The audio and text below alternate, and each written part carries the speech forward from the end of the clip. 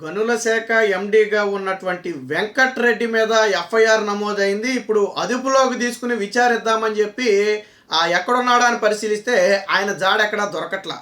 అదేంటి ఎక్కడా దొరకట్లేదని ఆరా తీయగా తెలిసింది ఏంటంటే ఆయన షిప్పులెక్కి దేశం దాటి పారిపోయాడని తాజాగా పోలీసులు ఒక నిర్ధారణకు వచ్చారు. సాధారణంగా వీళ్ళు ఎయిర్పోర్ట్ నుంచి పారిపోతారని చెప్పి ఎయిర్పోర్ట్లో నిఘానైతే పటిష్టంగా ఉంచారు. ఆల్రెడీ లుకౌట్ నోటీసులు కూడా జారీ చేశారు. సో తప్పించుకోవడానికి అవకాశం లేకుండా చేశారు. కానీ వెంకట్రెడ్డి గతంలో ఇండియన్ కోస్ట్ గార్డ్లో సివిల్ సర్వెంట్ స్టాఫ్గా పనిచేశాడు. అంటే ఇండియన్ కోస్ట్ గార్డుకు సంబంధించి ఆయనకి చాలా పరిచయాలు ఉన్నాయి. ఆయన అక్కడి నుంచే డిప్యూటేషన్ మీద మన ఏపీకి రావడం జరిగింది. దీంతో ఏం చేశాడు, మొదటగా తన భార్యను తీసుకుని చెన్నై వెళ్ళి అక్కడ నుంచి దేశం దాటి పారిపోయినట్టుగా, షిప్పుల్లో దేశం దాటి పారిపోయినట్టుగా తెలుస్తుంది.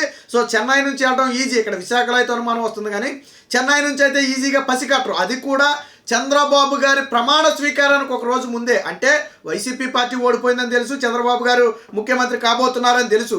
కాబట్టి ఆయన ముఖ్యమంత్రి అయిన వెంటనే మొత్తాన్ని కూడా స్ట్రిక్ట్ చేస్తారని తెలిసి ఏం చేశాడు, ఆయన ముఖ్యమంత్రిగా ప్రమాణ స్వీకారం చేయడానికి ఒక రోజు ముందే తన భార్యతో కలిసి ఉడాయించారు. ఇప్పుడు అసలు ఫోన్ ఎక్కడుందా ఏంటా అని పరిశీలన చేస్తే తేలిందేంటి, ఈ ఫోను గత 2 నెలల నుంచి కూడా స్విచ్ ఆఫ్గా ఉంది. హైదరాబాద్లో ఇంటికి తాళం వేస్తుంది.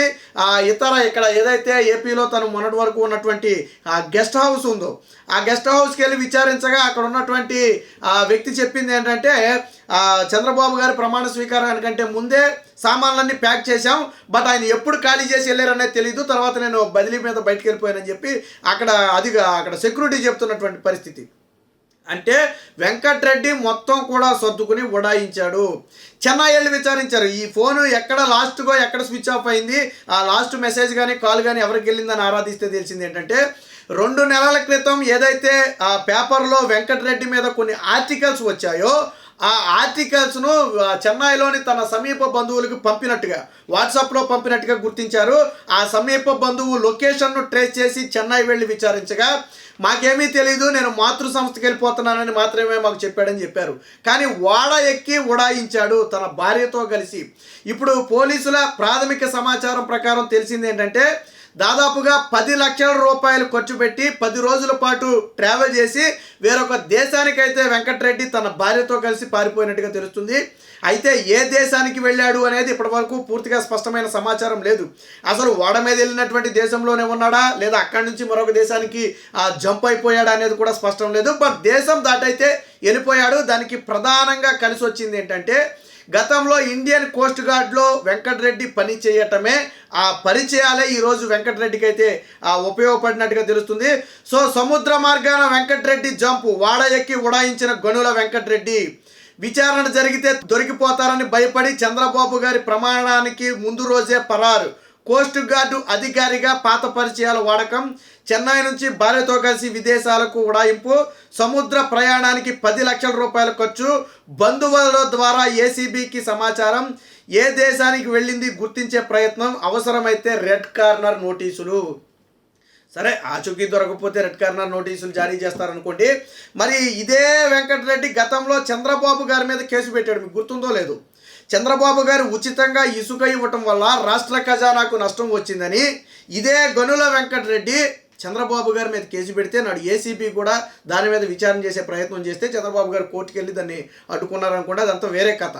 ఆ రోజు ఉచిత ఇసుక ఇస్తేనే చంద్రబాబు గారు తప్పు చేసినట్టయితే ఈరోజు దాదాపుగా 4,000 కోట్ల రూపాయలు ఇసుకలో ముడుపుల రూపంలో తీసుకున్నారని ఆ ఏసీబీ ఆధారాలతో సహా పసిగట్టింది. దానికి సంబంధించి ఛార్జ్ షీట్లు కూడా ఫైల్ చేసింది. మరి 4,000 కోట్ల రూపాయలు అక్రమంగా దోచేయడం తప్పు కదా రాష్ట్ర ఖజానా డబ్బు, అది కూడా కేవలం ముడుపుల రూపంలోనే.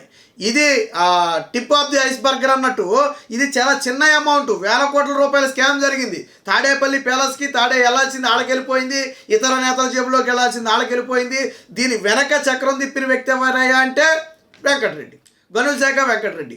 అందుకనే చంద్రబాబు గారు ముఖ్యమంత్రి అయితే ముందుగా దొరికిపోయేది తానేనని తెలిసి ఇంత సర్వీసును కూడా వదిలిపెట్టి ప్రభుత్వానికి చెప్పకుండా, ప్రభుత్వ అనుమతి లేకుండా ఓడా ఎక్కి తన పాత పరిచయాలను ఉపయోగించుకుని ఉడాయించాడు అంటే వెంకటరెడ్డిని పట్టుకుంటే జగన్మోహన్ రెడ్డి జాతకం అంతా బయటపడుతుంది.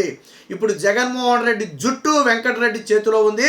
ఒక రకంగా జగన్మోహన్ రెడ్డి ఉడాయించడానికి సహకరించుంటాడని ప్రధానంగా ఆరోపణలు కూడా ఉన్నాయి. ఎందుకనంటే నాడు జగన్మోహన్ రెడ్డి అప్పటి వరకు ముఖ్యమంత్రిగా ఉన్నాడు, ఇంకా నూతన గవర్నమెంట్ కూడా ఏర్పడలేదు కాబట్టి తన పరిచయాలు ఎక్కడికి పోవు. వాటిని ఉపయోగించి వెంకటరెడ్డిని తప్పించడానికి అవకాశం ఉందని తెలుస్తుంది. ఆల్రెడీ వేరే ఎక్కడో ఒక కడపలోనే అక్కడో సొంత ఇల్లు కూడా ఉంది, అక్కడ తాళం వేసి ఉంది. హైదరాబాద్లో ఇల్లు 2 నెలల క్రితమే ఖాళీ చేశారు. చెన్నై బంధువుల దగ్గరికి వెళ్ళి ఎంక్వైరీ చేస్తేనేమో అప్పుడే వెళ్ళిపోయాడని చెప్పారు. ఇక్కడ ఏపీలో ఉన్నటువంటి గెస్ట్ హౌస్కి వెళ్తేనేమో అది కూడా ఖాళీ చేసి ఉంది, ఎటువంటి ఆధారాలు లేవు, సామాన్లంతా కూడా సర్దేసి ఉంది. అంటే వెంకటరెడ్డి అవినీతిలో పాలు పంచుకున్నాడు. అవినీతికి ప్రధాన సూత్రధారి, పాత్రధారి వెంకటరెడ్డి అని చెప్పి చాలా స్పష్టంగా అయితే అర్థమవుతుంది. మొత్తంగా ఏది ఏమైనా వెంకటరెడ్డి వ్యవహారం అనేది ఇప్పుడు రాష్ట్ర వ్యాప్తంగా కూడా హాట్ టాపిక్గా మారింది. జగన్మోహన్ రెడ్డి జమానాలో ఏదైతే అవినీతి అక్రమాలకు తెరదీసిన వాళ్ళలో వాసుదేవరెడ్డి, లిక్కర్కి సంబంధించి వాసుదేవరెడ్డి ఎంతైతే కీలకంగా ఉన్నాడో, ఈ గనుల శాఖకు సంబంధించి వెంకటరెడ్డి కూడా అంతే కీలకంగా వ్యవహరించాడు.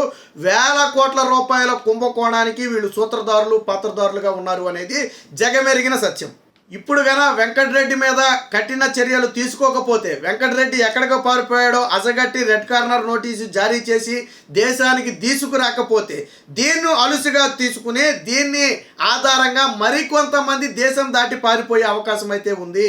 ఇప్పటికే అనేక మంది ఐఏఎస్, ఐపీఎస్ అధికారులు జగన్మోహన్ రెడ్డి హయాంలో ఎవరైతే అవినీతి అక్రమాలకు పాల్పడ్డారో వాళ్ళంతా కూడా వాళ్ళకి ఇంకా ఇవ్వకుండా హోల్డ్లో పెట్టారు. వాళ్ళకి ఇంకా ఎక్కడా కూడా పోస్టింగ్లు ఇవ్వాలి. సో ఇందులో చాలామంది మీద విచారణకు ఆదేశించే అవకాశం ఉంది. ఇప్పటికే 3 ఐపీఎస్లను కూడా సస్పెండ్ చేశారు. కాబట్టి కీలకమైనటువంటి అవినీతిలో భాగస్వాములుగా ఉన్నటువంటి వీరంతా కూడా దేశం వదిలి పారిపోయే ప్రమాదం ఉంది. ఈరోజు వెంకటరెడ్డి పారిపోయినట్టుగా ఏదైనా ఒక ఓడ ద్వారా పారిపోయే అవకాశం కూడా ఉంది. కాబట్టి కోస్ట్ గార్డ్స్ను కూడా అలర్ట్ చేయాలి. దేశం దాటి విడిచిపోకుండా వీరి మీద కఠిన చర్యలు తీసుకోవాలి. అలాగే వెంకటరెడ్డి అత్యంత కీలకమైనటువంటి అధికారుల్లో వెంకటరెడ్డి మొదటి వరుసలో ఉన్నాడు. వాసుదేవరెడ్డి, వెంకటరెడ్డి, పిఎస్ఆర్ ఆంజనేయులు వీళ్ళంతా కూడా ఏంటంటే క్రాంతిరాణా టాటా వీళ్ళంతా కూడా హిట్ లిస్టులో ప్రధాన వరుసలో ఉన్నటువంటి వాళ్ళు. గతంలో జగన్మోహన్ రెడ్డి హయాంలో వైసీపీ కండువా మెడలో వేసుకుని పనిచేసినటువంటి వాళ్ళు. కాబట్టి వీళ్ళను అంత ఈజీగా వదిలేసి మిగతా వాళ్ళని పట్టుకుంటే పెద్ద ఉపయోగమే ఉండదు. ఎందుకంటే అసలు తప్పు చేసిన వాడు పారిపోయి ఏదో చిన్న చిత్తగా తప్పని పరిస్థితుల్లో సహకరించిన వాడి మీద చర్యలు తీసుకుంటే ఉపయోగం ఏముంటుంది. కాబట్టి రాష్ట్ర ప్రభుత్వం దీన్ని అయితే సీరియస్గా తీసుకోవాలి. ఖచ్చితంగా వెంకటరెడ్డి ఏ దేశం పారిపోయాడో ఎంక్వైరీ చేసి, ప్రస్తుతానికైతే ఫోన్లు 1-2 ఫోన్లు ఉన్నట్టున్నాయి, ఆ 2 కూడా స్విచ్ ఆఫ్ వస్తున్నాయని తెలిసింది.